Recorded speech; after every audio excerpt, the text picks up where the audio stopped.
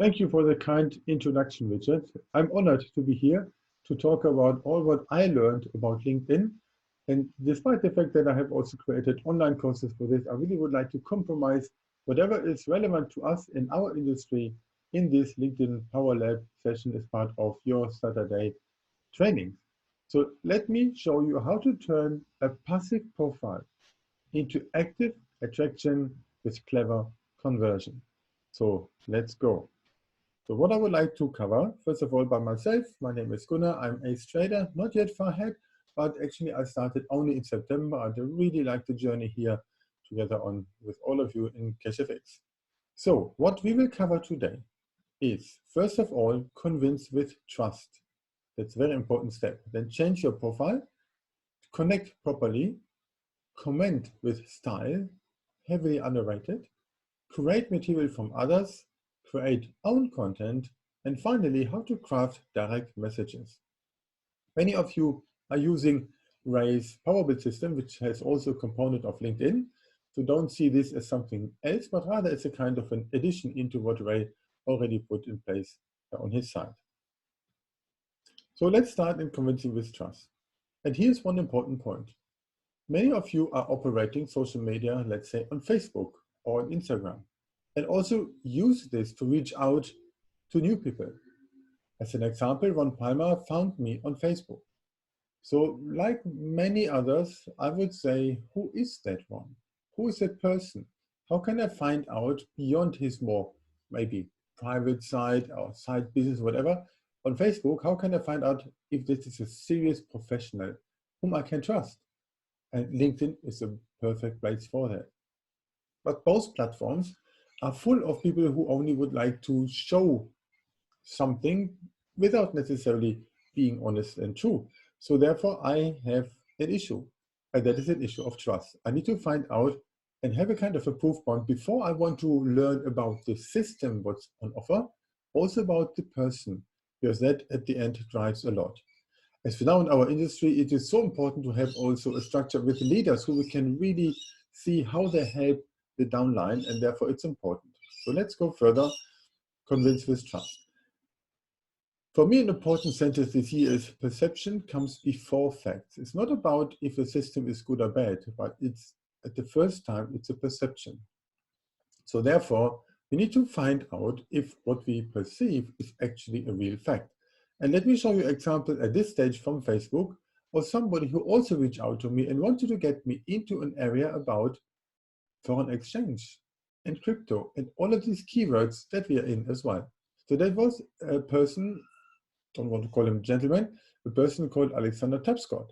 And when I look into this one, and to be honest, if you compare for many of yourself what you write on Facebook or maybe on LinkedIn, you see the same type of keywords. Blockchain enthusiast or crypto expert, trade expert. He's on Facebook for 9 years, okay, so not a fresh created profile, so that's a good thing. You see pictures showing him somehow with some kind of logos behind there, and then I research further. Apparently he's an author, so like a good perception about it, and he has written a book, so that's good. That might be an interesting one actually. So then the next day I thought, okay, where is this guy? I typed in his name and I found that one. Must be the same guy, or maybe not. Then you then look down, lives in Canada, Kentucky. So I'm in Australia, so my geography knowledge might be not that strong in America, but I think Kentucky and Canada are two different things, okay? Works like cryptocurrencies is weird, but then expert in cryptocurrency investment like Bitsion. So he has a typo in there, which is very weird. Okay, and then later I found again and realized, oh, here's another one of that name. How can that be? So who's the real deal? Who's the right one? So that's a kind of a difficulty. And we see this quite often that there are people out there who have maybe even multiple sites, or in any way, it doesn't look that professional, or at least it raises questions. And that should not be. Social media is here as a kind of a proof point. And when you operate with Facebook to generate leads, then LinkedIn is that place to double up and to see that is a real serious person. And many of us are working in maybe a corporate role or something, let's say professional, it's a main gig, and the cash is on the side. And that is good to show that on LinkedIn might be our professional life, to see we are serious, we are honest, real people. And Facebook is where we can place our side business. That doesn't need to be all both together, but at least this type of series I would like to show. But in order to do so, we need to do some changes to our profile. And not to forget, LinkedIn allows only to have one LinkedIn profile per person, not two, not three, just one. So how does it look like? Let's take an example. And I have here picked Mick Worth from Brisbane, because when I asked the question about Ron Palmer, I asked him, hey, where are people around my area? Because Ron is from the UK, I wanted to have someone from Australia. And then he suggested me talking to Mick. So let's look what a good LinkedIn profile makes about. By the way, also, you will receive the slides to this and also recording. And here is a link where it's written see video here. And there you can see a video which I created flying over my own LinkedIn profile on 12 points, really into detail to show I would need to change this here, press on that button. It's really more practical. So which are the things that really matter? First of all, the headline. What did Mick write? I mean, even Mick's name is outstanding, Worth. The guy is really worth his money, so to say, but not everyone has that. So he writes, learn how to create cash flow on autopilot. He even creates a full stop to make this is a short statement and full stop, that's true. This headline needs to stick. In the past, many people wrote, job role at company. How boring is that? There should be something what's more relevant. And here, as Mick used LinkedIn for Cashfix business, he places this here. In my case, I have there more my main profession, which is as a social media consultant for social selling. But at least it looks professional. Then the photo. Mick has black background. Somebody can have a light, gray, white background, doesn't matter. But the photo here should not be an Instagram photo. It should be a professional photo that really looks good. As you would see the person, imagine you see him or her in a professional environment. And then comes the background image. And that is interesting because you can see what Mick has done here. He made a nice picture with a tool like Canva, canva.com. It's one of the two exciting Australian software vendors. And there you can easily mix pictures and words. Important here for the background image is aspect ratio. It is not a 16:9 or something like that, but it's 4:1. So it's 4 times wide per 1 time high. So I did 1600 by 400 pixels. And then he wrote, it's not easy, but it's worth it. Love that. So there can be anything that somehow relates to you, but don't use this standard background. That makes no sense. Next one would be location and the industry. Location is visible, in his case, Brisbane, Queensland, Australia, so that's fine. LinkedIn changed the location, how it's internally recorded. So then in the past, he would not be able, when it would be only written Brisbane, Australia, it would not be possible to search and find him when the state has not been included there. That has been changed recently from LinkedIn, so it's worth to update that. And when you already go and update this, at the same place where you do the changes, there's also the industry. An industry is not visible to anyone, just to LinkedIn, but it's important because that shows if you're in the right industry, then those people who are also there have a higher likelihood to get your content, and the other way around. Contact info is the next picture here, on the next notice on the picture here. And when you click on contact info, let's not forget we would like to get in contact with people. So it's worth to put our email address on there and also our phone number. Even for corporate junkies, it makes no sense to use the corporate email address because you do not want to be over-flooded by something. So then many people have their Gmail account. Next one would be the About section, which used to be called Summary. And here, Mick wrote really his own story, and he started based on feelings that many people have as well. And that is a good idea because he really gets into this. It's a bit longer than most people would do, but from a story reading point of view, you also see he has a lot of free lines. And that is important because if you read this through, particularly on mobile, because maybe 70, 80% in the meantime are using LinkedIn on mobile, then you can really get into the story without having a big block of text. Later down the track, he also adds the experience, and here it's important that we show that we are good people, that we achieve something in our career, and so on. Just for that one, including education, it should be shown. So that's a good one. And then we can add certification, some of the skills. Might be worth even to add some skills in our industry when it comes to finance. Accomplishments, like languages or projects, whatever we have done. And at the end, and that's a good one, is the profile URL. So that is possible as well. So in my case, it would be linkedin.com/in/Gunnar Habitz. If somebody is called Adam Smith, might have struggles to find a really unique profile URL, but not everyone has that. So then make words that also a bit easier. So now let's go from improving your profile, which for me comes before reaching out, so that then connect with the people. And how we do this? Many of you would simply press on the connect button, like on Facebook. If you're on Facebook would like to friend someone, then you cannot do anything. You cannot declare why you want to do the same on Instagram, but here on LinkedIn you can.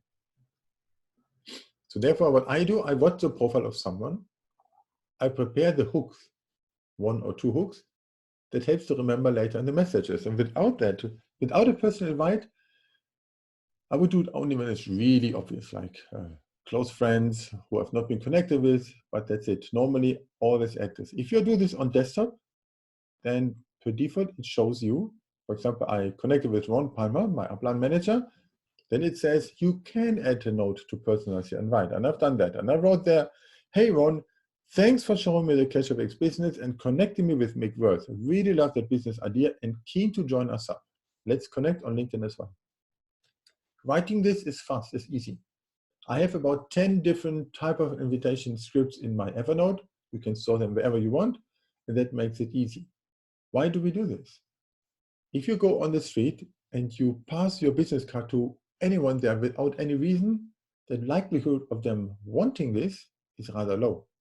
But if you share something with a reason and declare this, the likelihood to engage in a dialogue is much higher, and it stays forever. Imagine I would not necessarily engage a lot with the person that I'm connecting, but after a while I see something from their contact. And then I would find out, hey, who was that person? And I realize I'm already first grade connected, but I have no clue why. Then I would simply go in the messages, and there is this initial first connection request with the person that's invited. It stays there, and memory comes back. That's perfect. So on desktop, it's obvious, but how do we do this on mobile? So here's the profile from Ron, as I've done it on my iPhone. And then you can see there's just a connect button, and there's not necessarily the chance to add a note. So I pressed on connect, and I would be straight connected without any chance. So instead of that, I pressed on more, and then this menu comes up, and that has the button of personalized invite, and then I could do that here. And then I can add the same message. So once we have done that and we increase our network, and please, we don't connect with 100 people a day, but maybe just only 10 or 20 to get half of them maybe connected over the next couple of days, then we can comment with style. Commenting is for me the most underrated way how we can get in contact with our network. So how to ensure our comments matter. And this is one of the slides here in the presentation, which starts with the problem, explains the background of the problem, offers a solution, and then explains why the solution can actually help. So most people comment too short, just with one line. What does it tell me? That people have no clue how to write. They don't care. I actually, as an author of a post, I don't want to see that. So here are these examples, far too short, and that is perceived as if they have a low competency. It's even a missing chance to be recognized by others. When I came to Australia 4 years ago, I built my reputation in the IT sales industry by commenting on the posts of others to get into discussions. That's how they connected with me, not the other way around. So therefore, better to write thoughtful comments with value. I can provide insight, I can add more examples, even be provocative, but at least to get the story up and running. And I also tag people in there. Like here you can see this example. There was a That was an initial post that I wrote about cybersecurity, and then I added a range of 10 people in there, asked them for their view, knowing that they would also reply to that. And you can see here, Bassam, cybersecurity expert, then he started to comment on that. And that exactly is perfect. One day I've been looking to fill a panel section as an event with 3 speakers. I simply posted something and looked who's responding. And those 3 gentlemen, all 3 consultants, they made it then into the event. They've been speaking in this panel session, and then they gained business from that. So there is a real reason for business to make that. So you can start dialogues, you can learn from others, you get leads from that. And you can be perceived as an authority or thought leader even without writing your own post, but you comment on something, and that is good. And it can even become quite addictive. Let's take some of the examples that we see. Here in Australia, there was a note from the Reserve Bank of Australia that the interest rate will drop down to 0.1% annually. Many people wrote about this. They shared it, they forwarded the articles in their profiles on LinkedIn, on Facebook. So what do? We get into discussion, we comment that we find a way how we can get more than 0.1%. I mean, maybe 1% per day, not per year. So then commenting helps to get into discussion and find people who are interested. So let's use material that exists somewhere, and then we share this into our network. That's valid for Facebook as well as for LinkedIn. So I call it curate material. And you realize this is point number 5, and all of them are starting with the same letter. Creating with a creative intro. Look at this example. Here's my good friend Alex. We've been working together. He's working at AMD, it's a computer chip supplier, and he's leading the team in Europe. He shared a post that he got from his company. They have been named the Company of the Year. How exciting is that? He doesn't even send a reason why. We know he's working there. And the typical question from the reader, so what? What's in it for me? It looked even like advertising. And there was no engagement. Nobody wrote anything about it, not even congrats, nothing. So if you want to share something on social media, you do this for a reason. And one of the reasons might be to get dialogue up and running, to see comments, to get engagement, to be perceived as someone who shows something that makes sense, but not in a boring way. So Alex went through my training, and later he also thought about how can we get a more enticing beginning. And he wrote about a story from Microsoft that he wanted to share, but he added a very personal story from himself. It was about school children and about an education offering from Microsoft. And he wrote his reason, what actually Microsoft UK has done in that area for those schools. And that was so much more exciting. It's so much better. And he got 1,269 views, and he never got so many views. We can, of course, say views is just a vanity metric, but without views, no likes. And without likes, most likely no comments. So these somehow fit together. And with these reasons, it makes more sense. And even when he wrote it, you can see on LinkedIn, when you share something, you have only 3 lines at the beginning. And there are 2 key words. See more. You can see it on the right-hand side. If you write an enticing intro, then people want to press on see more, and then you share your story, and that gets you the engagement. So you can even become known as a writer despite you don't really write. You only take something which is there and add your twist on it, and this is a good one. And then you can see the reactions of the audience. So that is curating, and that gets you further into creating your own content. And how to do that? Who of you is actually a writer? It's not a big thing on Instagram to share some pictures, because there it's mostly images. And the majority of the text on Instagram are hashtags.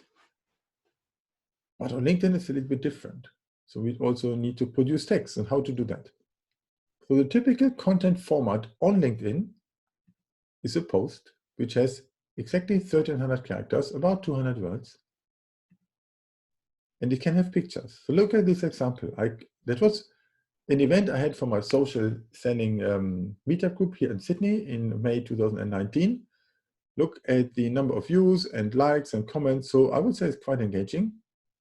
You see also the two words "see more" with 3 dots beforehand. So I started with the question: how to use the secrets of social selling for solopreneurs and small to mid-sized businesses. And actually that fits into the training for today as well. So then the post itself is what we can see on the right-hand side. 1,300 characters, a lot of free white lines so that the eye can go through it very fast and very good. Bullet points, that's important there as well. And you also see some hashtags. And in LinkedIn, you should use maybe 3 to 5 for a post, not like Instagram, where you use 30 to 50. 3 to 5. 3 is good because they help for the search engine optimization of that post, because LinkedIn and Google work in that sense quite well together. And I use the hashtags not just as something at the bottom. I use them to mark some words in between that you can see, because they are bold and blue, like LinkedIn Social Selling Monday, which is my own, or Social Selling Later, they are popping in there. And even I add few people in the text, only those in that sense who helped me on this event. And that's became quite engaging. And overall writing this was 15 minutes max. I don't need more for this text. And the text itself fits nicely on a normal smartphone screen these days. So hashtags are important because some people are following hashtags like LinkedIn, social media, whatever. Some other people are engaging a lot about posts who have the same content, and that's why the same hashtags, that's why it's spread around nicely. Adding photos is a bit of a tricky thing on LinkedIn. Typically, you would add maybe 1 picture. If you create material from others, what we had on the slides before, then the pictures are given. You cannot change it unless you use tools like Hootsuite. But here, when you create your own post, you can do this. You can even add more pictures, like in my case here, 4 of them. But you need to play a little bit. You cannot reorder them. And I wanted to ensure that the group picture is the one that is highly visible. And it's possible to close with a call to action or with a question. Sometimes I have a question at the top to get them into the post, and then a question at the bottom to get some kind of comments. It's also worth to keep the URL of that post. And how to do that? You see that the share button at the bottom. When you press on share, then you can also get the link out of this post. And I suggest to save it somewhere. So I have all of my most important posts on Evernote. You can store them in an Excel spreadsheet, wherever you want, because it's worth to then check back into this post. And maybe to utilize it again, or to share this further with others. So there are always ways that it's worth to keep it, because posts are normally a little bit short-living, but every post has its own URL and can always be found.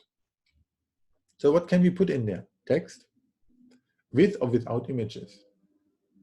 Text without image seems weird on social media, which is so highly visual, but they're very well disruptive. And for those who can write well, they get huge engagement, much larger than including pictures. But it's not for everyone. You can add native videos. Native means not a link into YouTube, but directly upload it here. And also you can add polls to raise questions in the sense of, are you happy with the 0.1% of the annual interest rate at the Reserve Bank of Australia? And then you can say, yes, that's fine, or no, I'm looking for a better option, and third, maybe whatever, I'm already invested into property or something. Create a poll. It's running 1 week, and then you will be curious on the results. That will be a good one. By the way, on the poll, only you see the results of the people, and they see just the sum of it. So that's a good new approach. But what do we share actually in a post? Do we write how much we gained last week, 5.64%, and now we are rich? No. We're not bragging. We are storytellers. We rather show a transformation of personal growth. What did we learn? What are the leadership stories that we can learn from this? How did it help me that I talked to Ray and to Richard, and what I can learn from them? What is the influence that we now can have onto the people around us. Do more the storytelling approach so that others also would like to be part of it. Don't show the Bitcoin lifestyle of those which are unfortunately also scammers who just show sitting at a pool or driving the nice cars and so on. That is not the way. That does not work on LinkedIn, and that rather takes people off. So no bragging, makes no sense. So when we have done all of that one, then what is necessary? We need to follow up. And how can we follow up on using LinkedIn? Very interesting. So first of all, if you try to follow up by email, very often inboxes are full, people operate maybe more email addresses, and it's easy to overlook even in LinkedIn, because LinkedIn does have messaging, but not so technically well done, so I cannot filter them, I cannot mark them, unless read or unread, and that's it. So then there must be a different way. So then, as it's not a real inbox, sometimes you're missing out, and that's not good. So let's cut through the noise. Let's really show people that we are communicating with them in a more disruptive way. What we can do using voicemail. If you take LinkedIn on the app, iPhone or Android, then we have at the very bottom this little line where we normally would write our message, and there's a microphone tool icon on the right-hand side, and there's a plus logo on the left-hand side. When we take them, then we can leave a voicemail, a voice message, and that is basically 60 seconds long. And in this example, I only made 4 seconds, but doesn't matter. You see this blue line, you press on it, and then you get the message.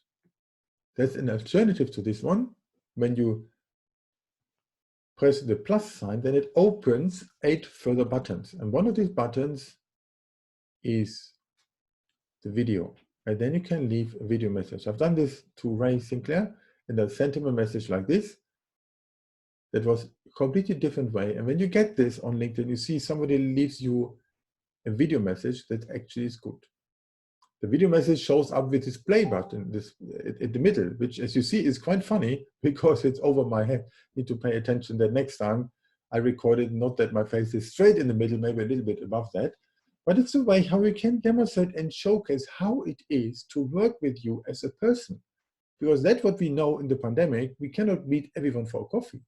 So here we can at least simulate we are real. And also, let's think about our audience. Many of them might have offered already investment opportunities in the Forex market or in crypto markets. And for me, the most obvious thing is to ask those people who would like to offer me something, can we hop on a Zoom call? Or can I leave you a message with a voice? Can I see you? And if they say no, then there's a red flag. So here we voluntarily show who we really are, how it is to work with us. And that exactly makes sense. And even doesn't matter if you're not native English, like in my case, have a dialect, an accent, it doesn't matter at all. At least you show that you are the real person. So disrupt inboxes, get your point across and show you as a person simulating real life.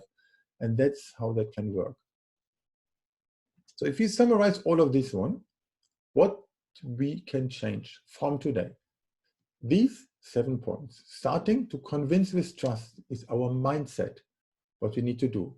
The life is all about perception, not necessarily of facts, so let's align them as good as possible.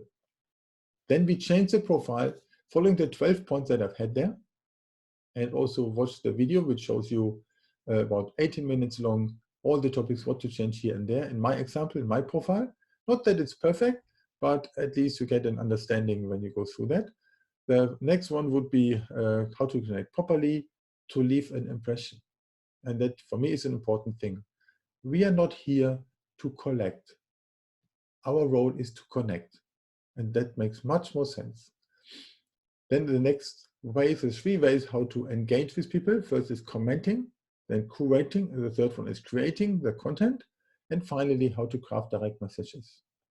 If you would like to connect with me and you haven't done it during the recording so far over the last couple of minutes, here on the left-hand side you can see my QR code. In the meantime, QR codes are quite obvious in those locations where you can go in the pandemic when it has been open or is open, like here in Sydney. In cafes, you always need to scan this to type in who you are, where you are, and so on. So the QR codes in the meantime are much more obvious to operate. So then you can even use this here on LinkedIn, because on LinkedIn, if you'd like to connect with someone, instead of typing their name and you see someone face to face, you can do this as well. In the search bar is a QR code button. One person shows the code, the other person scans the code. Much more easy, particularly when there are names like Adam Smith, there exist maybe hundreds or thousands of them. So that's the one for me. Please connect with me. Happy to share you more around this. So then, as I mentioned, this is how, in addition into Ray's Power Build system, is nothing which is in any way of contrary to this. So therefore, see it as a kind of a contribution into the whole CacheFX community from Richard and Ray and so on. And I'm very happy to be part of this one.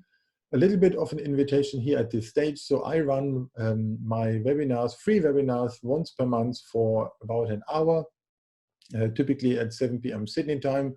And the next one would be on Monday, the 7th of December. You can then register on the link here, linkedinpowerlab.com. It's totally free. I'm not at this stage selling anything, because my purpose here to talk to you is rather how I can add value in the whole community of CacheFX. And I strongly believe in a complementing way, using LinkedIn in addition to what you're doing so far. It can show us in a very trustful light, and it can help us to follow up with everyone. So that's what I wanted to share, and I hope that was valuable for you. Looking forward to connect with you, and I wish you and all of us great luck and great success with CacheFX. And we really should know that we are here in a great gold mine that can help us so much. So thanks everyone, and happy to show back and go back to Richard. Thank you.